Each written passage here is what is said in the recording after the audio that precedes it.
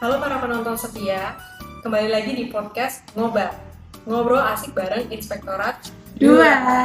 Karena ada istilah tak kenal maka tak sayang, mari kita perkenalan terlebih dahulu ya. Akan ada 3 host yang akan membantu ngobar pada hari ini, yaitu saya sendiri, Irene Raras Nawasasi, dari kelompok 2 Angkatan 3. Lalu ada Mbak Arum Kristianti dari kelompok 2 Angkatan 4. Dan yang terakhir ada Mbak Florentina Suci Nur Widyasari dari kelompok 1 Angkatan 3. Topik podcast yang akan kita bahas kali ini tuh benar-benar sangat menarik sekali. Tentunya dan gak kalah penting dengan topik podcast sebelum-sebelumnya, yaitu bagaimana Inspektorat 2 bisa beradaptasi dengan perubahan. Oke guys, sebelum kita masuk ke topik pembahasan kita hari ini, kita perkenalkan dulu nih narasumber kita yang cantik siang hari ini, yaitu Dr. Gigi Emilda Hutahian, MM CPIA, atau yang biasa kita sapa dengan Bu Emil. Bu Emil merupakan auditor ahli media di Inspektorat 2. Selamat siang Bu Emil, gimana Bu kabarnya hari ini? Alhamdulillah sehat. Alhamdulillah. Nah, sebelumnya boleh nggak sih Ibu ceritakan sedikit tentang pengalaman kerja Bu Emil selama di Inspektorat Jenderal ini? Baik, terima kasih ya adik-adik. Kalau cerita pengalaman di Inspektorat Jenderal, Ibu kan pindah ke sini tahun 2005 ya. Sebelumnya Ibu adalah fungsional medis di Puskesmas di Papua. Pada saat Ibu pindah ke Jakarta, pasti ini adalah pengalaman baru buat Ibu karena dari medis pindah menjadi auditor seperti itu ya. Dimana kalau medis kan kita menanganin pasien. Nah kalau auditor kita menyelesaikan permasalahan-permasalahan yang terjadi di satuan kerja seperti itu. Makanya pada saat Ibu masuk ke Inspektorat Jenderal, kami dibentuk dari awal. Ya seperti adik-adik inilah nanti akan dibentuk dari awal ya. Mulai dari namanya diklat pembentukan ya, diklat pembentukan auditor pertama. Nah, di situ kan ini semuanya dari berbagai latar belakang ilmu yang berbeda-beda. Nah, nanti dibentuklah menjadi auditor menjadi satu gitu ya, satu pemahaman ilmu untuk melakukan pekerjaan audit dan pekerjaan lainnya yang berhubungan dengan pengawasan seperti itu. Nah, dibentuknya itu mulai dari auditor pertama ke auditor muda, ke auditor madya dan auditor utama. Itu nanti tahapan-tahapan itu akan adik-adik lalui. Nah, kalau bercerita tentang pengalaman, ya mungkin karena jujur ya, Ibu lebih senang jalan-jalan ya ketimbang di tempat praktek yang 3x4 nungguin pasien, terus ngorek-ngorek gitu kan. Dengan pengalaman Ibu sebagai auditor, Ibu bukan hanya punya pengalaman kerja yang menyenangkan, tetapi juga bisa ya bekerja sambil healing lah gitu ya. Jadi mengenal indahnya Nusantara kita inilah gitu. Jadi kira-kira seperti itu. Ya. Oke, kalau boleh dibandingkan nih Bu, sebenarnya apa sih perbedaan yang paling Ibu rasakan antara pengalaman kerja yang sebelumnya dengan pengalaman selama di Inspektorat Jenderal ini? Mungkin dari segi tantangan dan juga suasana kerja. Baik. Kalau bercerita tentang fungsional dokter gigi, Ibu kan dokter gigi ya. Kalau cerita tentang fungsional dokter gigi, Ibu hanya dibantu oleh seorang perawat gigi, gitu kan. Jadi kita berbagi kerja lah dengan perawat gigi.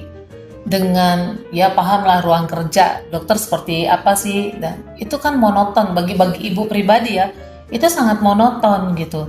Tetapi pada saat Ibu pindah menjadi fungsional auditor, Ibu senangnya karena pekerjaan kita tuh adalah teamwork. Kita tidak bekerja sendiri, seperti itu. Jadi permasalahan seberat apapun, kalau kita bisa mendiskusikannya dengan baik, pasti ada solusi, seperti itu. Nah, kalau misalnya dulu Ibu di fungsional dokter, kalau misalnya Ibu menemukan permasalahan, tidak bisa Ibu selesaikan, berarti Ibu rujuk ke rumah sakit, gitu kan? Nah, tidak bisa Ibu selesaikan sendiri, harus ada dokter lain yang lebih istilahnya dokter spesialis lah seperti itu kan yang bisa menangani itu. Nah itu perbedaannya. Jadi di dunia pengawasan ini kita bekerjanya teamwork. Jadi jangan nanti adik-adik itu jangan merasa adik-adik itu sendiri gitu. Terus misalnya punya masalah didiamkan sendiri, di backup sendiri, dipantengin sendiri, nanti nggak akan selesai pekerjaan itu. Nah itulah menyenangkannya bagi ibu, menyenangkannya di dunia pengawasan ini seperti itu. Jadi kita bekerjanya bersama-sama, menyelesaikan permasalahan bersama-sama, dan itu berjenjang.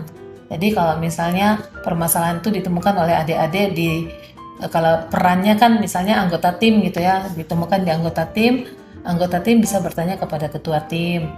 Misalnya ketua tim tidak bisa memecahkan permasalahan, didiskusikannya dengan pengendali teknis. Pengendali teknis tidak bisa, dipecahkannya dengan pengendali mutu. Tidak bisa pun dengan inspektur. Tidak bisa pun dengan inspektur jenderal. Jadi semuanya bisa istilahnya menyelesaikannya tuh berjenjang sampai ke atas. Seperti itu. Itu yang menyenangkannya di situ. Berarti sangat kolaboratif sekali ya Bu, untuk di Inspektorat Jenderal ini. Mungkin kita bisa lanjut ke pembahasan selanjutnya nih. Kira-kira bisa diceritakan nggak Bu, ada transformasi apa nih yang pernah dilakukan, yang Ibu rasakan dari awal hingga saat ini di Inspektorat juga. Ibu mungkin bisa sharing nih Bu, transformasi dalam hal teknologi, sikap dan perilaku yang mungkin baik nih di Inspektorat. Baik. Jadi adik-adik, Ibu tidak bisa hanya bercerita di Inspektorat 2 ya. Ibu bisa karena Ibu di Inspektorat 2 juga belum terlalu lama gitu. Kan kita nanti akan pindah-pindah nih, merasakan bagaimana di Inspektorat 1, 2, 3, 4, investigasi. Kemungkinan nanti akan adik-adik rasakan. Nah, kalau transformasi itu sangat Ibu rasakan. Jadi Ibu masuk kan tahun 2005 ya. Ini maaf saja Ibu terang-terangan nih. Dulu namanya wah itu duit luar biasa lah. Bisa dapat dari mana aja, tapi Ibu nggak mau cerita dapatnya bagaimana, Ibu nggak mau cerita lah. Yang penting waktu itu istilahnya zaman baheula ya, bisa menghalalkan segala cara dan di mana ada kesempatan ya, itu kan bilang di mana ada kesempatan, nah di situ kita bisa melakukan sesuatu hal yang boleh dikatakan negatif, boleh dikatakan positif, nah gitulah ya. Nah seiring berjalannya waktu kan terjadi perubahan-perubahan ya, mungkin dibuat aturan yang lebih ketat lagi, dibuat kode etik itu direvisi, dibuat kode etik yang lebih mau dibilang lebih untuk mengamankan kita gitu ya. Nah, kalau kita orang yang bijak, kita mengikuti perubahan itu. Jadi maksudnya kalau memang nakal-nakal itu udah nggak bisa kita lakukan, udah bertobatlah gitu loh. Kembali ke jalan yang benar gitu kan. Karena dulu kan jujur ya, kan sekarang banyak tunjangan-tunjangan kan. Dulu kan mana ada tunjangan. Jadi kan kita pasti masih berharap dari, aduh apa yang bisa dibawa pulang gitu kan, gitu. Jadi maksudnya ya masanya memang masa seperti itu, tetapi kita digiring untuk mulai berubah gitu kan. Kemudian ada tunjangan yang selain tunjangan, Ibu nggak tahu ya sekarang tuh tunjangan profesi auditor berapa tuh, juga nggak tahu tuh. Itu kan ada tuh tunjangan fungsionalnya. Ibu aja nggak tahu tuh besarannya sekarang berapa. Kan yang Ibu tahu cuma tunjangan kinerja. karena signifikan kan gitu kan. Nah, dengan adanya tunjangan kan kita bisa ini ya berbicara sama hati kita sendiri. Kita udah dapat nih lebih gitu kan.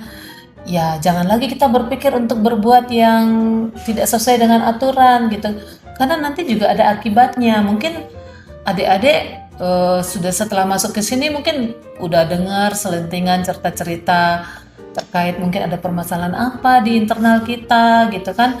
Nah jangan sampai itu terjadi pada kalian. Jadi ikutilah aturan, mengikuti aturan aja, terus membuat prinsip hidup itu jangan lebih besar pasak daripada tiang gitu kan, itu sudah aman-aman saja gitu kan.